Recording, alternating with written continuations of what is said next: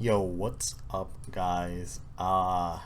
Here we're back with another tutorial fix for ilmango's um farm, sea pickle farm. Yes. That's what I meant. That's what I meant, guys. I'm totally not just ad-libbing everything. So right now, this is the sea pickle farm that I built. However, it needed some changes because sea pickles aren't that very useful.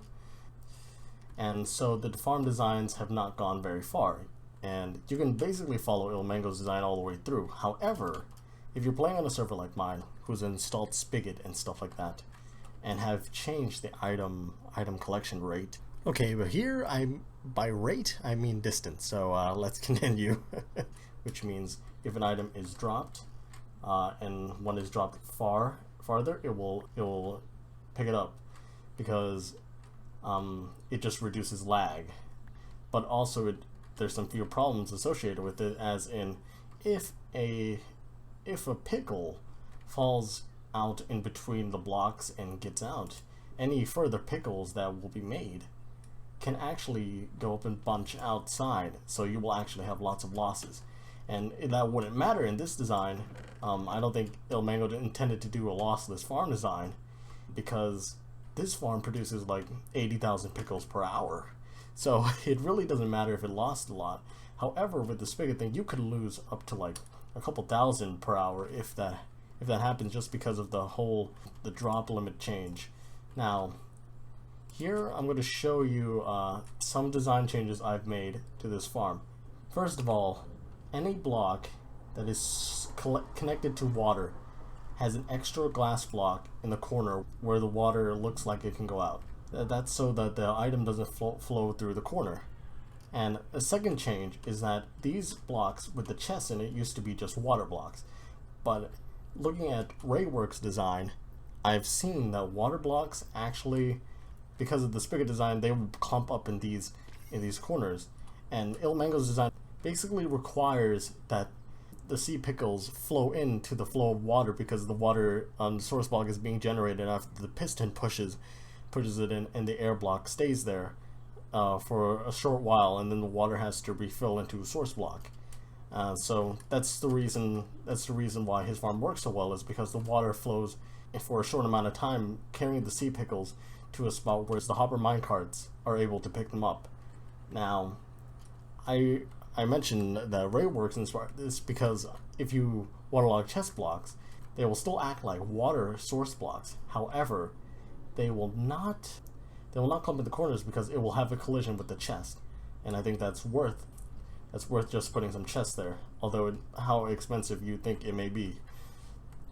And the other thing here is that the minecart hoppers. Now, we're going to go into a creative world and do the same setup with the minecart hoppers. Here's something that doesn't work in ilmango's, because piston heads now connect to walls, and in his old design he just removed the block and then removed the block underneath with the minecart on top of it. Now, here's the fix for that design. You do what he did before, and you push it, but you keep it powered, and then you break the block underneath it. That's all. Now we're going to do a simpler way of placing the minecarts, from what I found, which was more effective in my case because I didn't really want to go through the whole piston and wall thing. So we go here, we'll place the minecarts like this. They're bumping up against each other. Just place them down like that, and then you do the other side like this. Place them down like that. And then you do the middle, you place them down like that, and they'll push these two into the corners, and that's okay. So we're doing something different here. So if you get any orientation wrong, you can just get out the row that looks wrong and just place in your carts again, or you can just get rid of all the carts and recraft all the hopper mine carts. But this is how you can fix it. So you got two blocks orientated like that. We've got a block on top of the other waterlog trapdoor here in order to stop it from moving anywhere further. and then we just place our last hopper minecart there, and as you can see it will push to the side, but that's okay.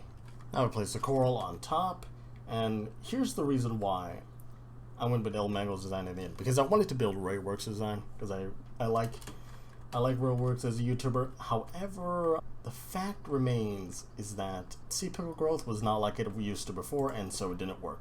To elaborate on that, it didn't work because sea pickles weren't growing to the bottom layer, so I couldn't get it to work, and therefore I switched to ilmango's design. So we do this, the corners here, place your chests. In any orientation I like to be symmetrical. Now we can do this little trick here, as in place the dispenser. Let's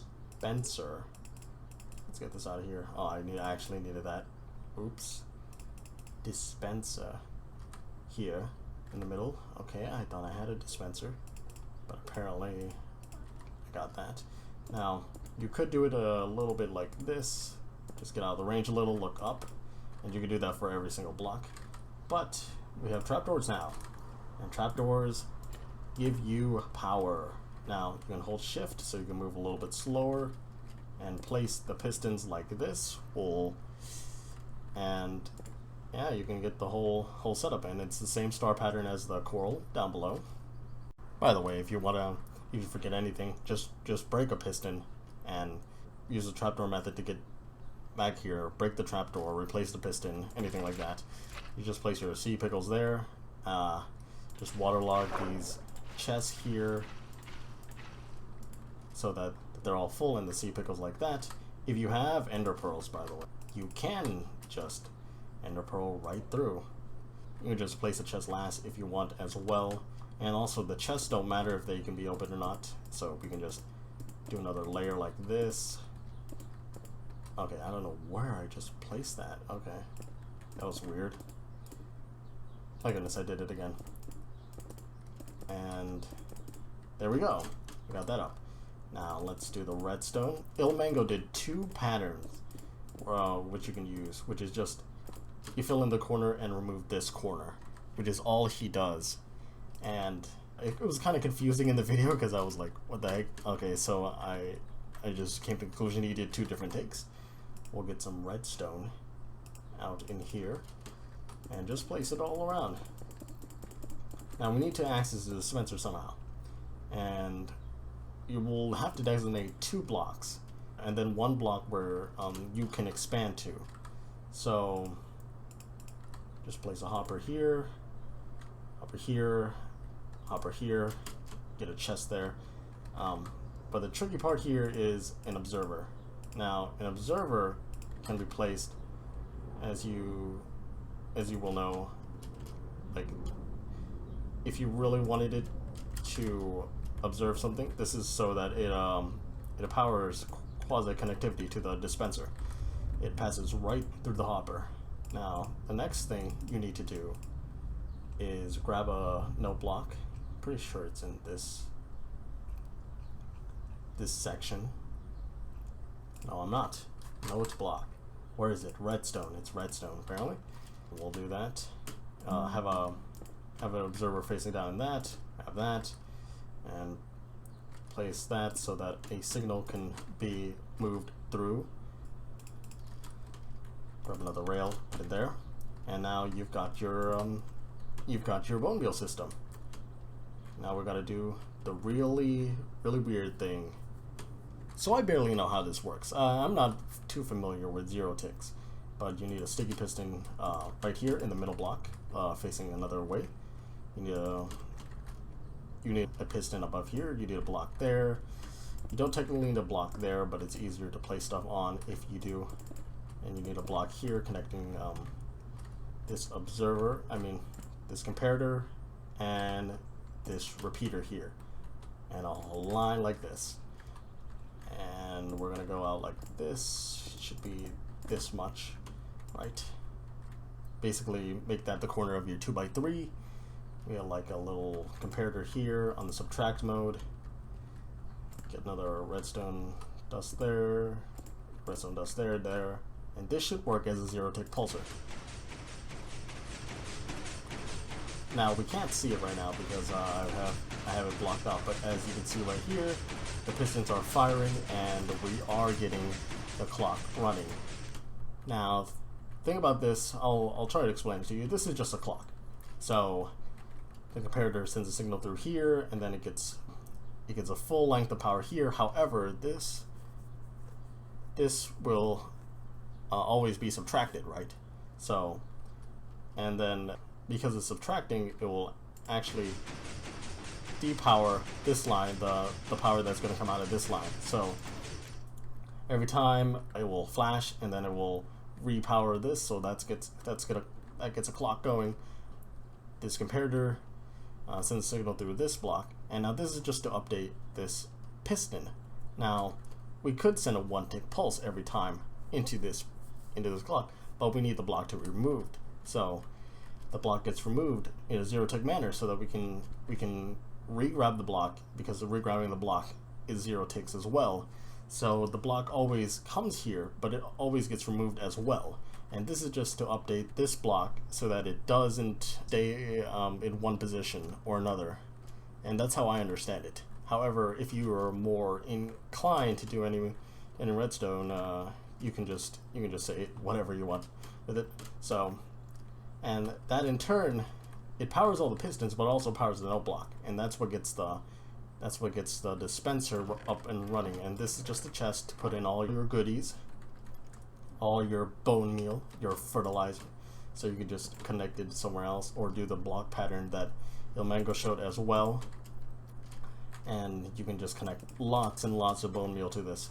So let's get some bone meal and see the output of these things. Bone meal, just hold right click, hold middle click, and there already has to be stuff in here because I've done a lot of testing. Actually, let's get this like that and put the chest like that. It's gonna produce tons and tons of pickles. So this hopper lineup is not the best. Just follow ilmango's tutorial so that you can get all the pickles out of these hoppers, because once this gets going, because this clock is really fast, it's going to be too fast for the hoppers to pick up.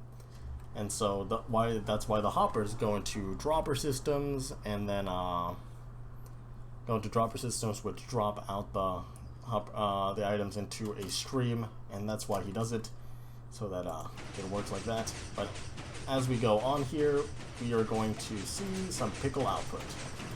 Pistons are somehow translocating these items up into here, up into this hopper space, because the hoppers have a different hitbox. They interact with everything differently, and as you can see, that is a problem. So this isn't a lossless fix. It's just to fix most things.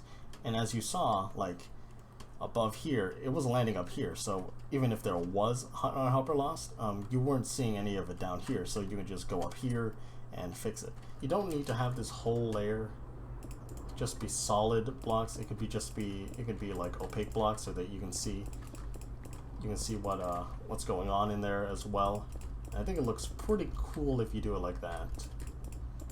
Just notice that everything's flowing out of here, and if you have like a little place to stand here, you can watch the magic happen. And you can move this clock anywhere. It just has to power, or you can just replace it with a different clock. You can make it run not as fast so that it doesn't consume all your bone meal at once. So as you can see, let's see in action. So yeah, this is the pickle farm. It's a working farm, and I have to thank ilmango and Rayworks for this, just because I'm just trying to light up an ocean floor without sea lanterns in order to get more sea lanterns, if you know what I mean. Gotta light up that guardian farm so that drown don't spawn. And yeah, that's pretty much it. Thank you for watching. Have a good night. Okay, let's turn off the hitboxes there. Good day, good night, good life. Bye bye.